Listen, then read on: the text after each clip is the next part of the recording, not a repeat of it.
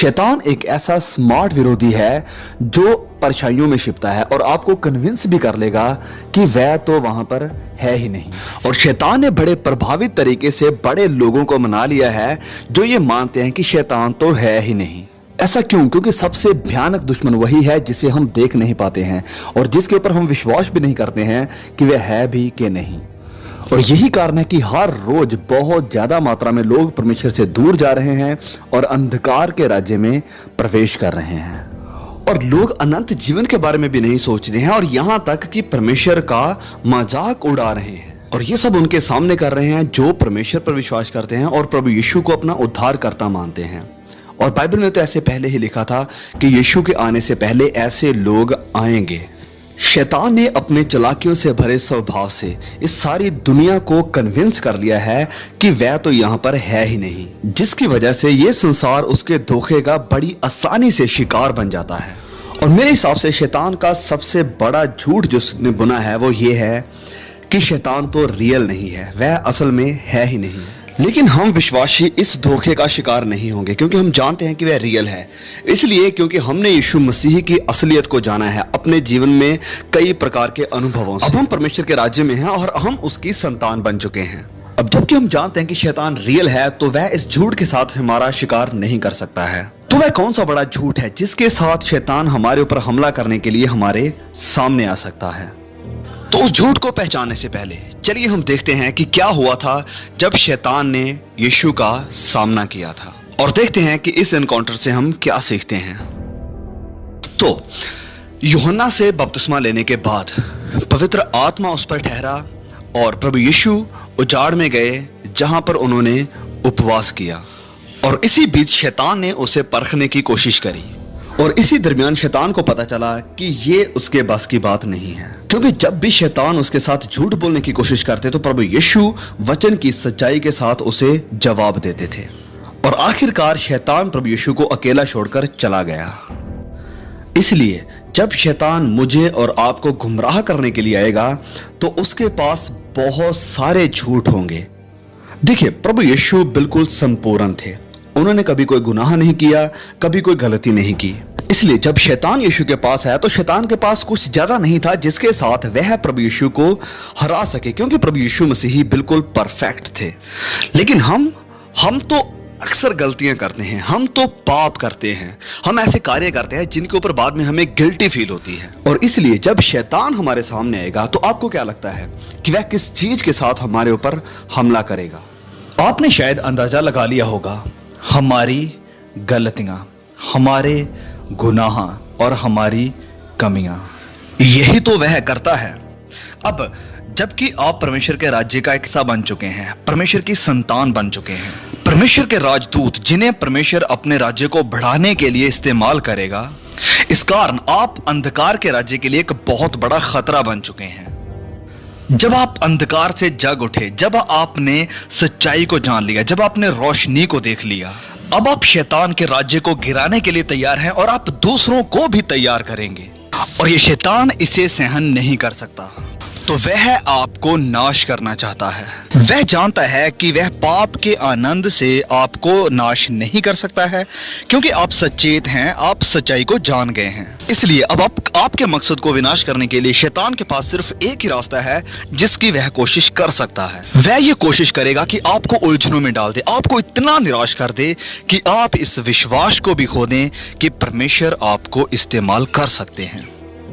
तो मैं कहना चाहता हूं कि शैतान का सबसे बड़ा झूठ जिसके साथ वह आपके सामने आएगा वह यह है कि आप तो इतने अच्छे नहीं हैं कि परमेश्वर आपको इस्तेमाल करे। वह आपके अंदर यह भावना डाल सकता है कि परमेश्वर तो आपसे हार गए हैं और आपके मकसद को खत्म करने का यह सबसे बड़ा झूठ है अगर आप इसे मान लेते हैं तो। देखिए क्या होता है, आप कभी कभी हो सकता है गलतियां करें, पाप करें, गुनाह में गिर जाएं, क्योंकि हम इंसान हैं। तो अगर आप ऐसा करते हैं तो आपके अंदर पवित्र आत्मा है जिससे आपको अच्छा नहीं लगेगा, आप गिल्टी फील करेंगे। अब अगर शैतान आपको नीचे गिराना चाहता है तो वह ऐसी बातें आपके सामने लेकर आएगा। वह आएगा और कहेगा, हे अपने आप की तरफ देखो, आपने गुनाह किया है, तुम परमेश्वर के बच्चे नहीं हो सकते, तुम तो उसकी दया के भी लायक नहीं हो, तुम तो स्वर्ग में भी नहीं जा पाओगे, तुम तो कुछ नहीं हो, बेकार हो। तुम्हें क्या लगता है तुम मसीही बन सकते हो? कभी नहीं, छोड़ो इसे। तुम तो मसीही के जैसे भी नहीं बन सकते हो। अपने आप की तरफ देखो। कितने समय से आपने प्रार्थना भी नहीं की है, फिर से तुमने गुनाह कर दिया है। अब क्या फिर से जाके माफी मांगोगे? छोड़ो ये सब और परमेश्वर को भूल जाओ।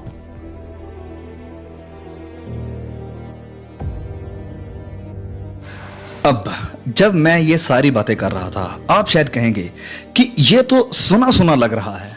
हाँ, ऐसा होगा, क्योंकि यही वह झूठ है जिसका इस्तेमाल शैतान हम सब के ऊपर करता है। वह हम सबसे कहता है कि हम परमेश्वर की दया के लायक नहीं हैं। वह हम सबसे कहता है कि जब हमने पाप किया है हम परमेश्वर से दूर चले गए हैं और उसका आत्मा अब हमारे साथ नहीं है। और हम सब ने इस झूठ को सुना है। तो जब आप ऐसे विचारों को सुनते हैं तो ध्यान रखें कि ये विचार परमेश्वर की ओर से नहीं है और ना ही ये विचार आपकी ओर से हैं। ये ऐसे विचार और झूठ सिर्फ उस दुष्ट की ओर से है। तो शैतान का सबसे बड़ा झूठ है कि आप परमेश्वर की दया से चूक गए हैं, परमेश्वर की दया से रहित हैं। आप परमेश्वर के योग्य नहीं हैं और परमेश्वर आपको कभी इस्तेमाल नहीं कर सकता है। देखिए, शैतान चाहता है कि आप ये मान लें कि आप परमेश्वर की नजरों में कुछ भी नहीं हैं, ताकि आप परमेश्वर की नजरों में कुछ भी ना रह सके। और अगर शैतान इस हमले में कामयाब हो जाता है तो उसके राज्य को गिराने वाला एक और खतरा कम हो जाता है।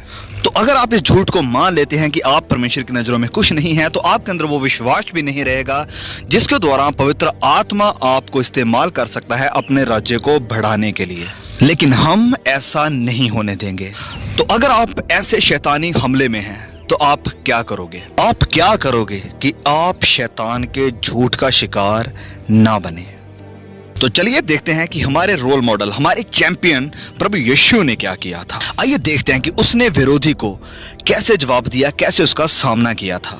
मत्ती अध्याय 4 में जब शैतान प्रभु यीशु पर हमला करने की कोशिश कर रहा था तो वह उसके सामने ज्यादा देर तक नहीं टिक पाया, क्योंकि प्रभु यीशु वचन को बखूबी जानते थे।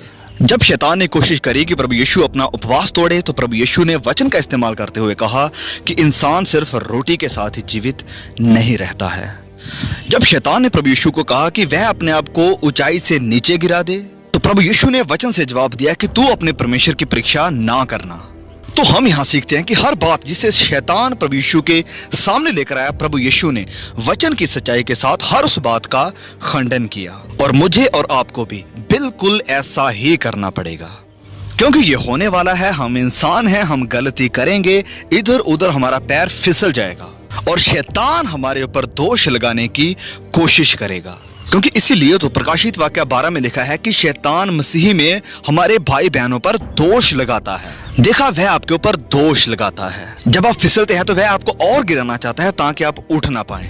तो मसीही जीवन के अपने सफर में जब आप फिसलते हैं, पाप करते हैं और गलती कर जाते हैं, तो मैं ये नहीं कह रहा हूं कि अगर, मैं कह रहा हूं जब आप, मतलब कि आप जरूर गिरेंगे, आपसे गलतियां होंगी, लेकिन शैतान को मौका मत दो। वह आपको कहेगा कि आप परमेश्वर के लायक नहीं हैं, परमेश्वर आपसे प्यार नहीं करता है। तो इस सिचुएशन में आपका भी जवाब प्रभु यीशु के जैसे परमेश्वर का वचन हो। तो जब विरोधी आपसे कहता है कि परमेश्वर तो आपसे प्यार नहीं करता है, तो आप उसे कहिए कि कौन हमको मसीही के प्यार से अलग करेगा, जो हमारे प्रभु मसीही यीशु में है। जब शैतान आपसे कहता है कि अब तो आपके पास कोई रास्ता नहीं है कि आप स्वर्ग जा पाएं, आपने तो फिर से गुनाह किया है, तो आप उसे कहिए कि यदि हम कहें कि हम में कुछ भी पाप नहीं, तो अपने आप को धोखा देते हैं और हम में सत्य नहीं। यदि हम अपने पापों को मान लें तो वह हमारे पापों को क्षमा करने और हमें सब अधर्म से शुद्ध करने में विश्वास योग्य और धर्मी है। और इस समय अब शैतान शायद आपको और भी परेशान करे और कहे कि आप इसलिए बार बार पाप कर रहे हैं क्योंकि पवित्र आत्मा आपके अंदर नहीं है और परमेश्वर ने आपको छोड़ दिया है। और इस दोष का जवाब आप इस वचन से दे सकते हैं कि आप परमेश्वर पिता के भविष्य ज्ञान के अनुसार आत्मा के पवित्र करने के द्वारा आज्ञा मानने और यीशु मसीह के लहू के छिड़के जाने के लिए चुने गए हैं। यह वचन महत्वपूर्ण है, मीनिंगफुल है, बहुत सारे कारणों के कारण। सबसे पहला, क्योंकि सबसे पहले यह वचन कहता है कि आप चुने गए हैं परमेश्वर के भविष्य ज्ञान के अनुसार। जिसका मतलब है कि आपके जन्म लेने से पहले, इस संसार कायनात को बनाने से पहले परमेश्वर ने आपको चुन लिया था कि आप उसे स्वीकार करें, कि उसके पवित्र आत्मा के द्वारा आप पवित्र किए जाएं। और पवित्र करने का मतलब है कि आप अलग किए गए हैं, पाक किए गए हैं। जिसका मतलब है कि परमेश्वर ने सृष्टि के आरंभ से ही आपको चुन लिया था कि आप उसके आत्मा को स्वीकार करें और पवित्र बने। जिसका मतलब है कि आप अलग होने के लिए बुलाए गए हैं। तो जब आपने कोई गलती करी है तो शैतान आपके सामने आता है, तो आप उसे याद दिलाइए कि परमेश्वर के भविष्य ज्ञान के अनुसार आप पहले से ही पवित्र बनाए जा चुके हैं। और अगर आप कभी गुनाह में फिसल भी जाते हैं तो याद रखिए कि आप पवित्रताई के सफर में हैं। तो उन पलों में जब आप गिरते हैं, गुनाह करते हैं या गलतियां करते हैं, तो अपने आप को परमेश्वर से दूर लेकर जाने की बजाय परमेश्वर की दया में उड़ना सीखिए, क्योंकि लिखा है कि आप परमेश्वर के अनुग्रह के सिंहासन के निकट हया बांध कर आ सकते हैं और आप पर दया की जाएगी और आप अनुग्रह पाएंगे और आवश्यकता के समय आपकी सहायता की जाएगी। तो जब आप इस तरह उस दोष लगाने वाले को जवाब देंगे तो उसके पास कोई और रास्ता नहीं होगा सिवाय भागने के।